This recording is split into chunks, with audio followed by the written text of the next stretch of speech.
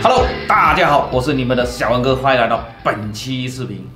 很多小伙伴叫我做一期地上跑的，其实地上跑的咱们已经做过好几期了，就是牛肉系列。今天再给你们整一期地上跑的大货，就是这根西班牙大火腿。火腿的话，咱们在好几个月之前就有做过一期，就是这根宣威火腿，当时是一位粉丝帮忙代购的，这一整根腿才535块钱。而今天这根就厉害了，西班牙伊比利亚顶级名腿5G 黑猪腿，这根就有点小贵了，10280块钱。重点是还没有配架子，5G 的架子一个最便宜也要2000块钱，太坑爹了，所以我没买。又花了250块钱买了一个火腿架，另外还送了一把切火腿的刀。这应该是我做视频以来最贵的一期视频了，成本远超这条蓝鳍金枪鱼，毕竟蓝鳍金枪鱼还卖了一半，回了点血。真的，最近的这几期视频不仅爆肝，还把钱包给爆了。接下来跟大家聊聊这根火腿为何这么贵。首先看这包装还挺上档次的，另外还配了一条很粗的挂猪腿的绳子。不懂的人还以为我背着一把小吉他或者小提琴什么，肯定不会联想到这是一根猪腿。大家都知道西班牙的火腿很出名，而且品牌也很多，其中最好的就是用伊比利亚的黑猪做的火腿，只有使用的是伊比利亚的猪，且血统在50%以上的才可以称为伊比利亚火腿，否则就是塞拉登火腿。所以伊比利亚火腿有按照血统和喂养方式，官方分为黑、红、绿、白4个等级，黑标的是最顶级的猪。咱们今天这根5G 火腿，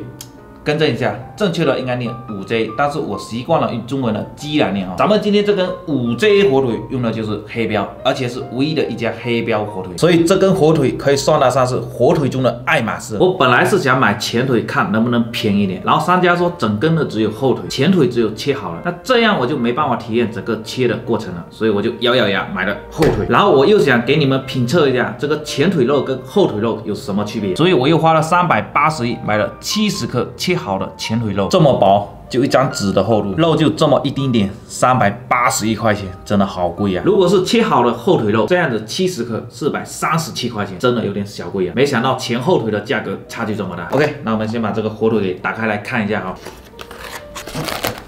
哇，好多油啊，有一股很浓烈的火腿的香味。先用吸油纸把这个表面的油给吸一下哈，真的好香啊，闻着不争气的眼泪都要从嘴角流下来了。接下来把这整根的腿放到这个架子上，这个是有要求的。看见这个蹄子没有？这个蹄子是要朝上的。现在要把这个肉给拧紧，固定住。终于搞定了。接下来给你们介绍一下这个火腿的每个部位哈。那这段就是猪蹄了，火腿的这个猪蹄拿来煲汤绝对是上等品。靠近脚踝的这一段筋比较多，比较有嚼劲，所以这个部位切丁来炒着吃是最好的。这个凸起的部位是大腿的后侧，是整根火腿的精华，切出来的花纹非常的漂亮，肥瘦相间，脂肪的香味也特别的浓郁，所以这一块是最受欢迎的。这下面呢就是大腿的前侧，特点就是肌肉多，脂肪少，不过吃起来它肉的香味比较浓郁。这个部位就是靠近猪的屁股了，这个部位的脂肪也还行，但是它有一个很大的特点，就是火腿在风干的过程中，它是处于火腿的最底部，比较咸，但是风味也特别的浓郁。那接下来就准备开腿了，我可是努力学习了好几天了，如果切翻车了，请各位小伙伴多多包涵。那我开始了，请点个赞鼓励一下吧。我们这个开腿的第一刀很关键哈，就在脚踝的这个部位，差不多2个手指宽，这样子45度的给它切进去哈。哇，有点硬啊，好硬哦。要切到骨头哈，到骨头就可以了。这个是我们的第一刀，第二刀呢，要从这个皮跟脂肪的连接处开始，这样子斜斜的往前切，给它切下来。哦，翻车了，好像切得太斜了。这样子，果然不是专业的，第二刀就给我切翻车了。这个火腿油脂真的很丰富啊，你看都会爆出来，好香哦，香味非常的浓郁。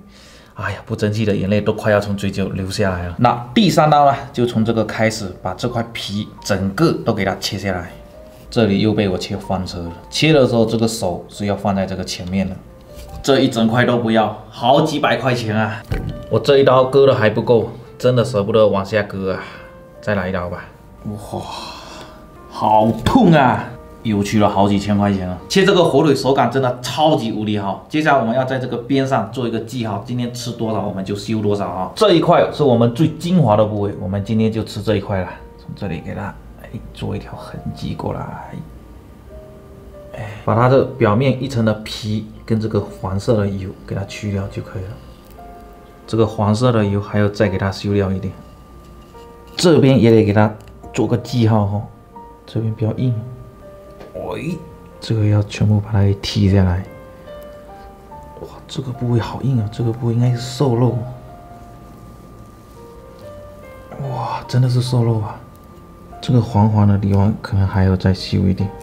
可以了，差不多了。接下来要开始片肉了，这里面至少搁了1、2千块钱啊！我觉得这个腿能吃的估计也就一半了。我先来试一片哦，它是这样子拉小提琴的方式，前后的去拉，要片的薄薄的，好像太厚了。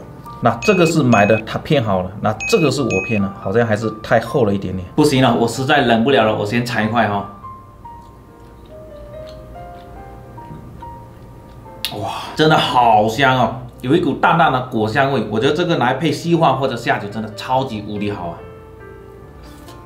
它这个切好的前腿肉会偏咸一点点，但是也是好香哦！我根本没有吃出这个前腿跟后腿有什么区别，总之就是好吃。这个真的是技术活啊！这个厚度应该差不多了，但是好肥哦！我再漂漂亮亮的切一条哈，切这个东西一定要有耐心，好像又切坏了一点点了啊！再来，我不甘心啊！我是不是切太薄了？好像还可以哦。哎，这边切的就非常的完美了。这里面够我跟摄影小哥2个人吃了。这个是我现切的，这一盘是我买的切好的前腿肉。那这样子一对比，我这个手工切的很明显，它这个非常的平整。我不知道是技术问题呢，还是它这个是机器切的。刚才我又咨询了一下卖家，他说这整根腿出肉率也就40%到45%，所以我觉得还是买切好的会更合算一点。我们现在就先开始品尝吧。剩下的这个肉，我们一会儿再慢慢的切一点，然后分给邻居朋友哈。啊，剩下的肉先给它盖起来哈，因为防止它放在那里氧化掉。这个都是刚才切下来的油，千万。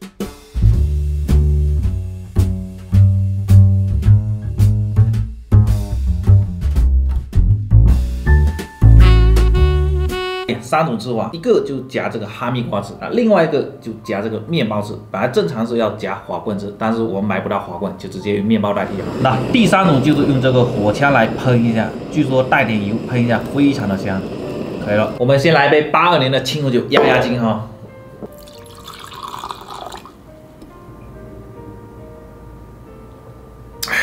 这个火腿来配清红酒，绝对是天下无敌啊！先给你们整一块哈，原汁原味的，细细的给你们品一下哈。来，粉丝先吃。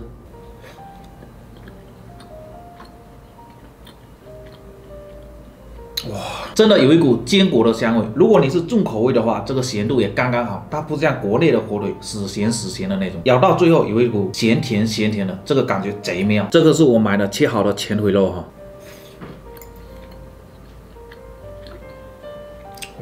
真的好香哦，非常的香，在味道上我没有吃出任何的差别，就是这个后腿肉它的口感会更顺滑一点，它的油脂可能比较丰厚一点。那这个就是刚才火枪喷的，一喷油脂就出来了，脂肪就变透明了。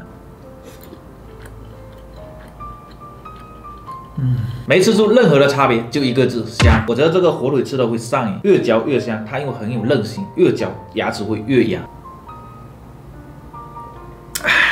今天这个钱花的值了，它不仅好吃，切火腿的手感也超级的好。试一下夹哈密瓜哈，绝对是美女与野兽的搭配。